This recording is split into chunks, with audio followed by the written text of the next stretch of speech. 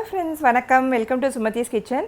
இந்த சம்மரில் பலாப்பழம் வந்து நல்ல சீசனில் இருக்கும். பலாக்கொட்டையில் வந்து நிறைய ரெசிபி செய்யலாங்க. அது எப்படி உபயோகப்படுத்தணும் அப்படிங்கிறத ஏற்கனவே வீடியோ போட்டிருக்கேன். நான் அதுலேயே பலாக்கொட்டை வறுவல் எப்படி செய்யணும்னு போட்டிருக்கேன். அதுக்கு ரெண்டுக்கும் லிங்க் நான் கார்டில் கொடுக்குற மேலே. இன்றைக்கி வந்து நல்ல சூப்பரான அதே பலாக்கொட்டையில் வச்சு நல்ல போலி வந்து எப்படி செய்யுதுன்னு பார்க்கலாம். நல்ல சூப்பரான வித்தியாசமான சுவையில் இருக்கும். வாங்க அதை எப்படி சுலபமாக நல்லா செய்யலாம் அப்படிங்கிறத பார்க்கலாம். இப்போ முதல்ல மாவு பிசைஞ்சுக்குவோம். 2 கப் மைதா மாவு எடுத்துக்கிறேன். 1/4 டீஸ்பூன் பேக்கிங் சோடா இல்லை சோடா உப்புன்னு சொல்லுவாங்க. 1 சிட்டிகை உப்பு. கொஞ்சம் கொஞ்சமாக தண்ணி ஊற்றி பிசைஞ்சுக்கிறேன். இப்போ பாருங்கள், மாவு வந்து இந்த மாதிரி பிசு பிசுன்னு ஒட்டாமல் இந்த பதத்தில் இருக்கணும். இப்போ இதில் வந்து கொஞ்சமாக எண்ணெய் ஊற்றிக்குவோம். தேங்காய் எண்ணெய் ஊற்றிக்கிறதுனா நல்லது.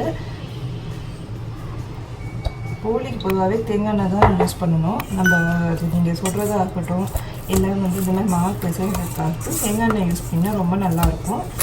இப்போ இது எதுக்கு இந்த மாவோட எண்ணெய் கலக்கிறோம் அப்படின்னா நல்லா வந்து நல்லா மாவோட எண்ணெய் ஊறிக்கிட்டு அப்போ தான் நல்ல டெக்ஸ்சர் நல்லா வரும். இப்போ இந்த மாதிரி பிசைஞ்சு கொஞ்சம் ஒரு 6 மணி நேரமாவது ஊற வச்சுக்கோங்க. இப்போ மாவு நம்ம ஒரு 6 மணி நேரம் வரைக்கும் நல்லா அப்படியே பிசைஞ்சு வச்சுருக்கோம். அதுக்கு முன்னாடி நம்ம இதெல்லாம் தயாரிச்சுக்கலாம். இப்போ பலாக்கொட்டை நல்லா வேக வச்சது 1 கப் எடுத்திருக்கேன். ஒரு 1/4 கப் தேங்காய், 1/2 கப் வெல்லம். இப்போ தேங்காயோட 2 ஏலக்காவும் போட்டிருக்கேன். மிக்சியில் வந்து இப்போ எல்லாத்தையுமே பொடிச்சுக்க போகிறோம். தனித்தனியாக பொடிச்சுக்க போகிறோம்.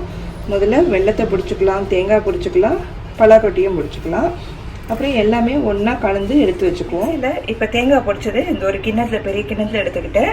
அதே மாதிரி இப்போ பலாக்கொட்டைக்கு இதில் போட்டு இப்போ இதையும் அதே மாதிரி பொடிச்சுக்கலாம். இப்போ இங்கே பலாக்கொட்டையும் இங்கே பாருங்கள், நல்லா தண்ணி இல்லாமல் நல்ல பொலப்புலன்னு அதையும் நம்ம பொடிச்சிட்டோம். இப்போ மிக்சியில் வந்து வெல்லத்தையும் நம்ம போட்டு பொடிச்சுக்கலாம். இப்போ கிண்ணத்தில் பொடிச்ச வெல்லத்தை போட்டு அதோட 1 கப் அளவுக்கு தண்ணி ஊற்றிக்கிறேன். இது வெல்லம் கரையிற வரைக்கும் நம்ம கரைச்சிக்குவோம் வெல்லத்தை. அதுக்கப்புறம் இங்கே நான் வந்து 2 தேங்காயும் பலாக்கொட்டையும் ஏலக்காய் இது 3 வந்து நல்லா மிக்ஸ் பண்ணி கிண்ணத்தில் எடுத்து வச்சுருக்கேன். இது வந்து நல்லா கரைஞ்சுள்ள வெல்லம். அதோட இதை நம்ம சேர்த்து போட்டுக்க போகிறோம். நல்லா வெல்லம்லாம் கரைஞ்சிச்சு. இதோட இப்போ நம்ம இங்கே வச்சுருக்க இந்த கலவையை இதோட போட்டு இதையும் நல்லா மிக்ஸ் பண்ணிக்கலாம். கட்டி பிடிக்காமல் நல்லா கைவிடாமல் அப்படியே கலகிட்டே இருங்க. பாருங்க, நல்லா கிண்டிக்கிட்டு நல்லா இந்த அளவுக்கு கெட்டியாக வரணும், கைவிடாமல் பண்ணணும். இது பாருங்கள், இந்த மாதிரி இருக்குது. இது வந்து அப்படியே இந்த பக்கத்தில் ஆறு விட்டுடலாம். ஆறு விட்டால் இன்னும் கொஞ்சம் இறுகிக்கும். அப்புறமா நல்லா ஒண்டியாக நம்ம எடுத்து வச்சுப்போம். அது வந்து ஸ்டஃபிங் மாதிரி நம்ம அந்த மைதா மாவுக்குள்ளார வச்சு சப்பாத்தி மாதிரி தேய்ச்சி போலியாக நெய்யில் போட்டு எடுத்தோன்னா போலி ரெடி ஆகிடும். இதை ஆற விட்டுட்டு அப்புறமா இந்த மெத்தடை பார்க்கலாம். இந்த மாவு நல்லா கொஞ்சம் ஒரு 6 மணி நேரமாவது ஊறிக்கணுங்க. நல்லா இங்கே பாருங்கள் எப்படி இருக்குன்னு. இது கொஞ்சம் எண்ணெய் ஊற்றினாதான் கொஞ்சம் மாவு வந்து நல்லா இழுத்தோன்னா நல்லா இழுக்கிற இழுப்புக்கு நல்லா வரும். அதனால எண்ணெயில் போட்டு வச்சுருக்கோம். இங்கே வந்து பூர்ணமும் ரெடியாக இருக்குது. அதுலேருந்து கொஞ்சமாக மாவு எடுத்துருக்கேன். இங்கே இந்த மாவு வந்து லைட்டாக இப்படி நம்ம வந்து தட்டிக்கலாம்.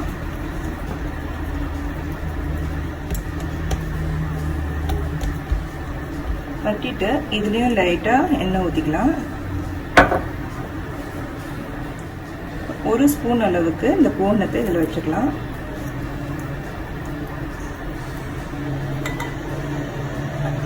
வச்சுட்டு எல்லா பக்கமும் நல்லா மாவு வச்சு மூடிக்கலாம்.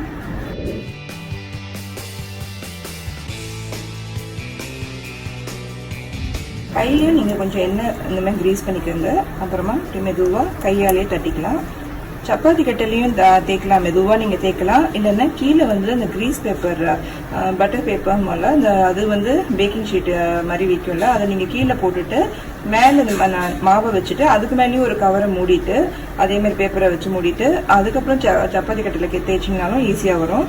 எனக்கு இந்த மாதிரி கையிலேயே செஞ்சு பண்ணுறது ஈஸியாக தோணுது.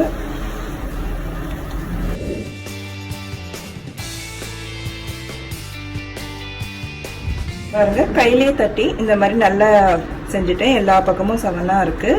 இப்போ இங்கே ஒரு பேனை வந்து நல்லா சூடு பண்ணிக்கோங்க. இப்போ ஏற்கனவே நம்ம இதில் நிறைய எண்ணெய் போட்டிருக்கிறதுனால எண்ணெய் போட தேவையில்லை. அப்படியே மெதுவாக எடுங்க, ஒட்டாமல் அழகாக வந்துடும். அதை அப்படியே பேனில் எடுத்து போட்டுக்கலாம். நல்லா 2 பக்கம் அந்த சைடு ப்ரௌன் ஆனோன்னா இந்த இன்னொரு பக்கம் திருப்பி போட்டு அதுவும் ப்ரௌன் ஆன எடுத்துக்கலாம். அந்த பக்கம் ப்ரௌனாக இருக்குது, இன்னொரு பக்கம் திருப்பி போட்டுக்கலாம். பாருங்க லேசாக நல்லா உப்பி வருது. அதுமாதிரி மாவு உப்புச்சுன்னா ரொம்ப நல்லா வரும். அப்படி வரலன்னா பரவாயில்லைங்க, நல்லா டேஸ்ட்டு நல்லா தான் இருக்கும். இப்போ அதை திருப்பி போட்டுக்கலாம். மறுபடியும் பாருங்கள் சரியாக இருக்குது. இப்போ ஒரு சொட்டு நெய் அது மேலே ஸ்ப்ரெட் பண்ணிக்கலாம்.